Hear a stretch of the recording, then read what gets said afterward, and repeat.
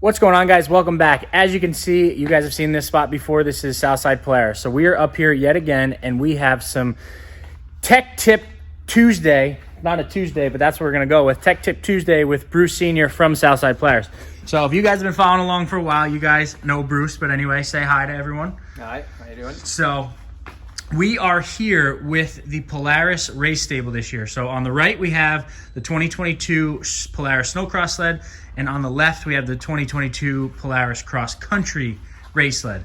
So that one we're going to get to secondly. But this one, the Snocross sled,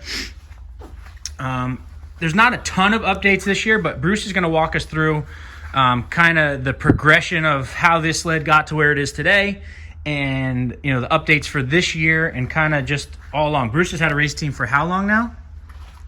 Since the late 90s. Right, and then you've been Polaris the entire time? The whole time, yeah. Yep, the whole time. Since I've sold Polaris since 87. Yeah.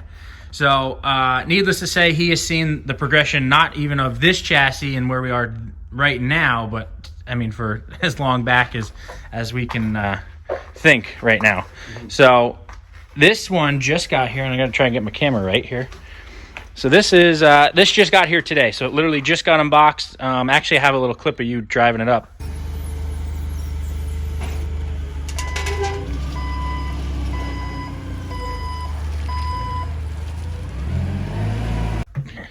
Still wrapped up. But this is it right out of the crate with just skis put on it, I think, right? Yeah, and so we just put the skis on it and the small windshield that comes with that sled. Yeah. But so Bruce is going to get into what this chassis even is, what the difference between this and a factory sled or a production consumer sled is, and again, where we got to get here. So I'll let you take it from here. Well, this chassis started in 05. Prior to that, it was called Pro X chassis with trailing arms.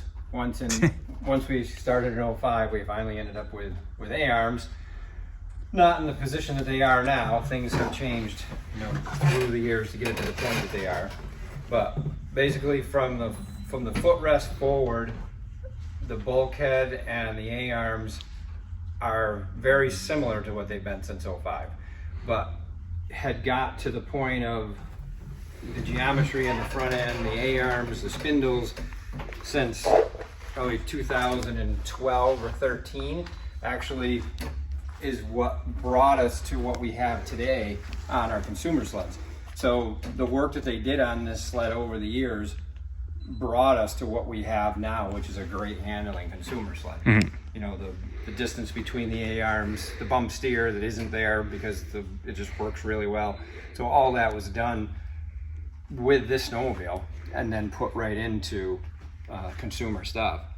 So what we went from, these snowmobiles have always been 600s. Well, in 05, 05, 06, we started to use only 600s, even in mom sleds. Mm-hmm. But other than that, it's been all 600s in this chassis. And carbureted, had the round bubble nose. Mm-hmm. That was all, kind of didn't look like anything that we had. Production sled wise. Production wise, it didn't look like anything else we had. It was called an IQ because that's what we had for years, was an IQ as a consumer sled, but it didn't look like it.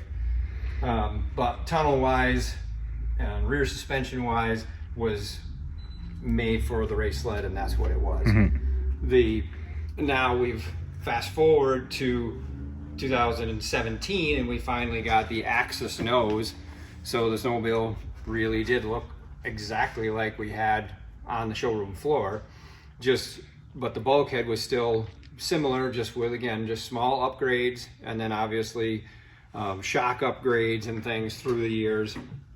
And then length, we went from 121 for years to 128, and now we're at 136. So the tail has been the portion that's changed. Mm-hmm. And the rear suspension now is very different from what it was for like 11 or 12 years. Now it's finally had, it's went into its next evolution, and it works really well. The race department did a great job in setting up this sled, making it so that you can take it out of the box and go race it, and it was more than competitive. And everything, and it stays together and it's strong. So that's been great. In the last 2 years, we finally went to a fuel injected 600 motor. So, you know, we were carbureted until 21, and then 21 we had fuel injection, 22 we have fuel injection, plus a lot more power. Finally got to throw away the jet boxes. And That's a lot of years of playing with them. A lot of jetting, yeah. So this snowmobile from last year for 21 was a great sled right out of the box. They made small changes to the tunes, you know, from Polaris Racing, and got us all that information in the boxes very quickly so that the snowmobiles did what they were supposed to do. And with this year's sled, there's just a small upgrade, a little bit more horsepower than the sled. The can setup and the chain case setup is the same chain case setup we had since 04. It works good, and It's been around a while.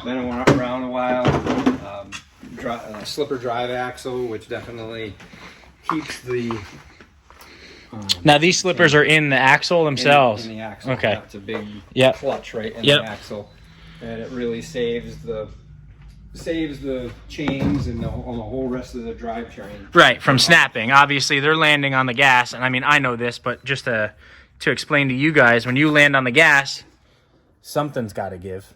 And over the years, plenty of it did give. Yeah. There were plenty of pieces laying in the bottom of bulkheads until they came out with that slipper, and it works. Now, this is the same primary clutch as like our production sleds. Not obviously the Boost at this point, because that's the only one with a different clutch. Correct, yeah. Currently, but this is what, a P85, right? P85, Yeah. So it has the same drive clutch and driven clutch Right. that we use on all the consumer sleds, which always has worked great. You know, it's Team Industries and Polaris stuff.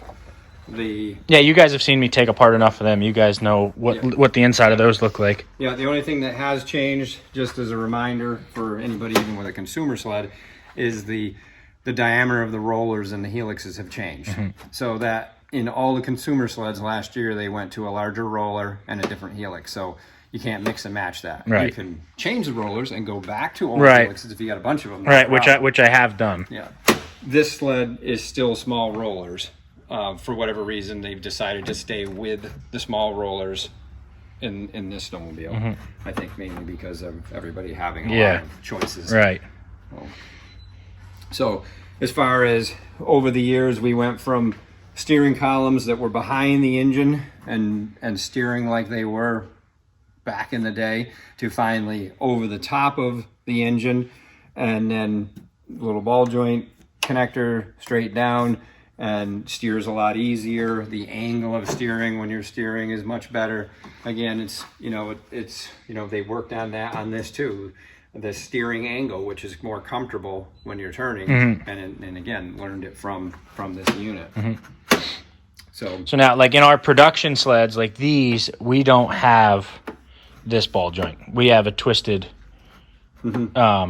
steering post, not a two-piece per se like that.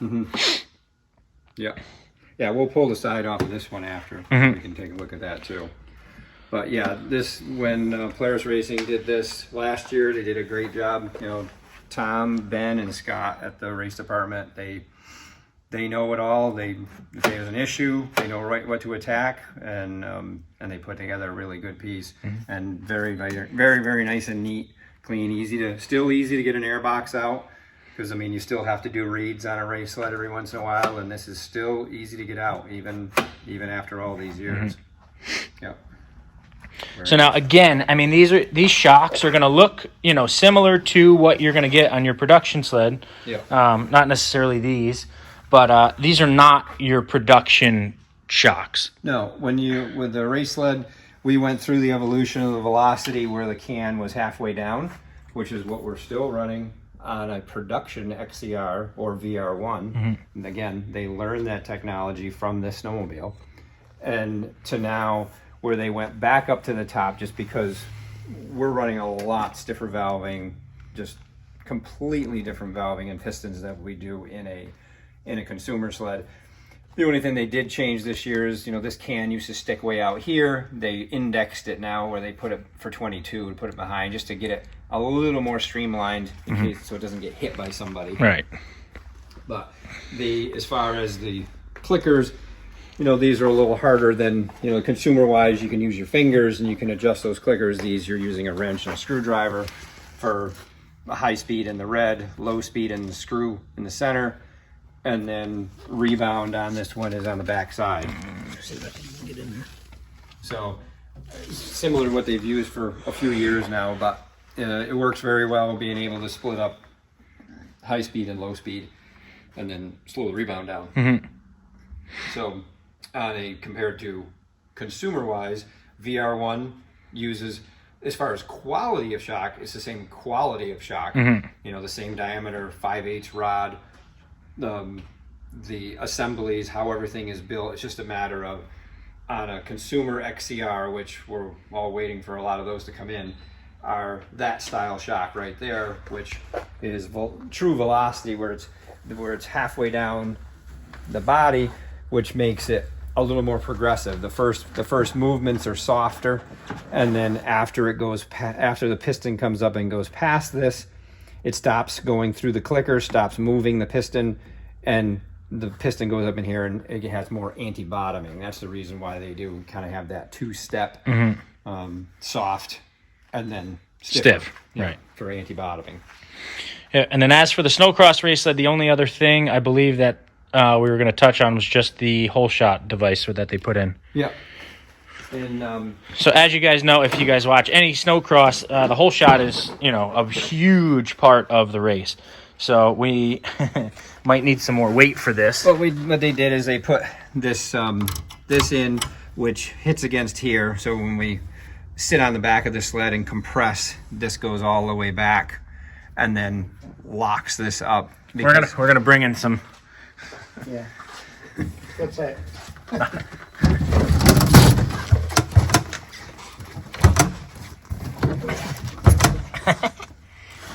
Almost got it. Oh, close.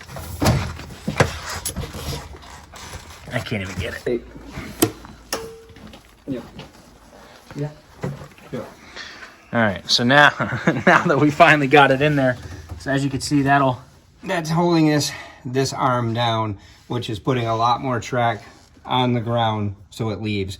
Because one thing about the Snocross sled is there's only about this much track on the ground when it's sitting on hard ground.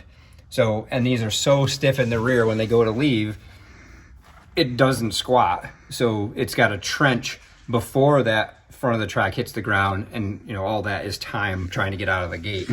So now with that down, track's on the ground, and then first bump you hit, it disengages and it's out of the way. Right. And then it's full travel at that point.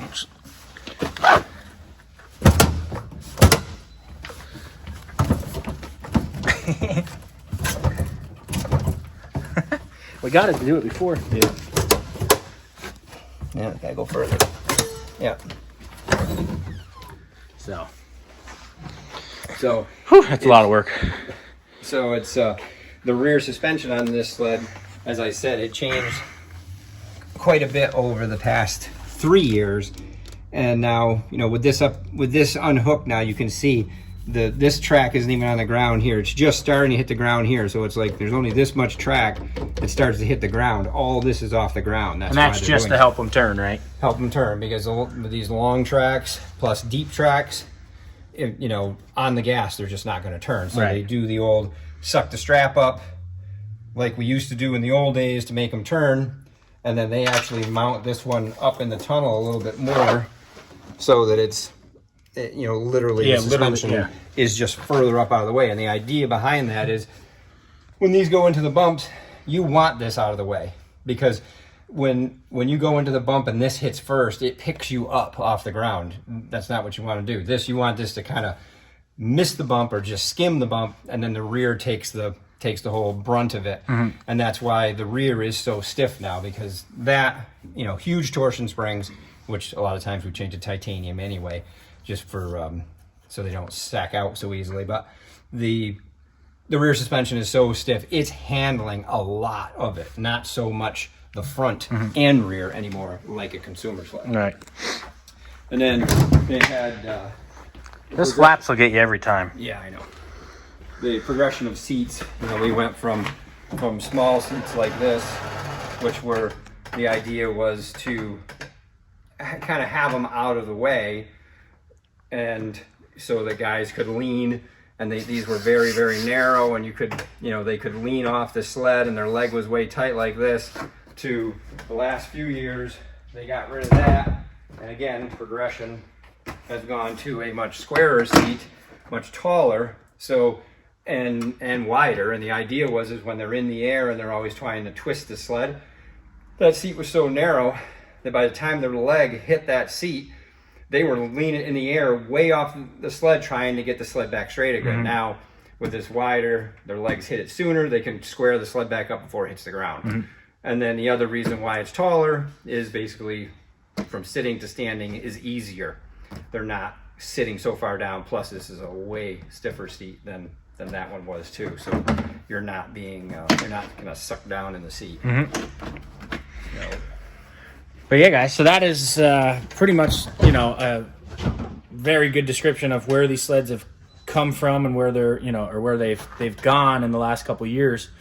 And, you know, each year the manufacturers come out with something new. So that's all we're going to talk about that. If you guys have any questions, put it in the comments. I mean, I could, for the most part, answer anything, but if I get hung up on something, I'll ask Bruce. He's always, you know, ready to help. So that's going to do it for this video. Hope you guys enjoyed it. You know, a little insight into how our sleds become what they are is right behind me. So if you guys need anything, always look up Bruce and Southside Polaris. But that's going to do it. Make sure to like, make sure to subscribe, and we'll see you guys in the next one.